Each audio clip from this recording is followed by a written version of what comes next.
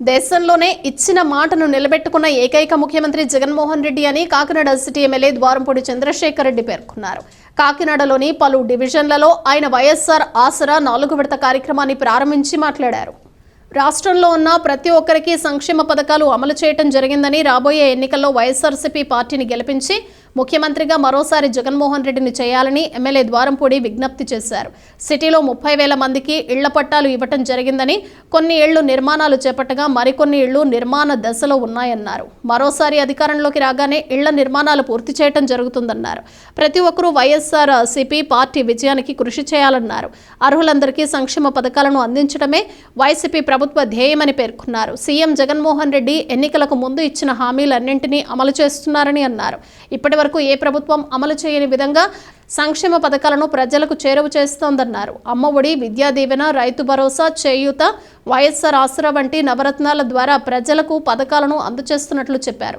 కార్యక్రమంలో ఎమ్మెల్సీ కర్రి పద్మశ్రీ, కూడా చైర్మన్ రాగిరెడ్డి చంద్రకళాదీప్తి, నగర అధ్యక్షురాలు Sunkara Sivaprasanna, commissioner Naganarasimharao, market committee chairman Pasupuleti Venkatalakshmi, మాజీ కార్పొరేటర్లు తదితరులు పాల్గొన్నారు. 26,16,00,000 మొత్తం. దీనికోసం మరొకసారి గౌరవ ముఖ్యమంత్రి గారికి, అదేవిధంగా గౌరవ వైఎస్ఆర్ ఆసరా ప్రోగ్రాంలో ఈరోజు మహిళల మీటింగ్ కూడా పెట్టడం జరిగింది. జగన్మోహన్ రెడ్డి గారు మహిళల రుణాలు మాఫీ చేస్తారు 2019లో హామీ ఇచ్చారు. హామీలో భాగంగా 4వ విడత అంటే ఫైనల్ విడత కూడా డబ్బులు వేసి మాట మీద నిలబడి ముఖ్యమంత్రి జగన్మోహన్ రెడ్డి మరొకసారి నిరూపించుకున్నారు. కాకినాడ పట్టణంలో మొత్తం ఆసరా పేరు చెప్పి 4,443 గ్రూపులు ఉంటే దగ్గరగా 102 కోట్ల రూపాయలని మహిళల రుణమాఫీ కూడా ఇవ్వడం జరిగింది.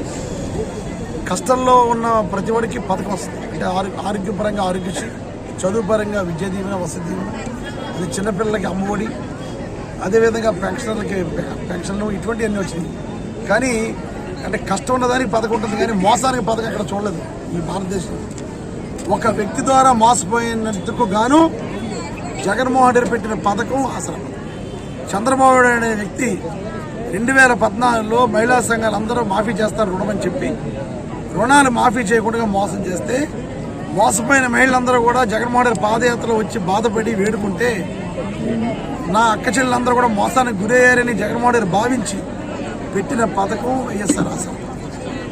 అంటే కష్టాలకి పథకం కాదు, కష్టాలకి పథకాలు అలాగే ప్రభుత్వాలు ఇస్తాయి.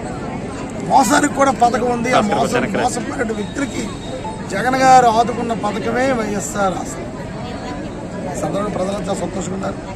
కనుక మాట ప్రకారం ఏదైతే చేసామో అన్ని కార్యక్రమాలు పూర్తి చేసి ఎలక్షన్కి వెళ్తున్నాం.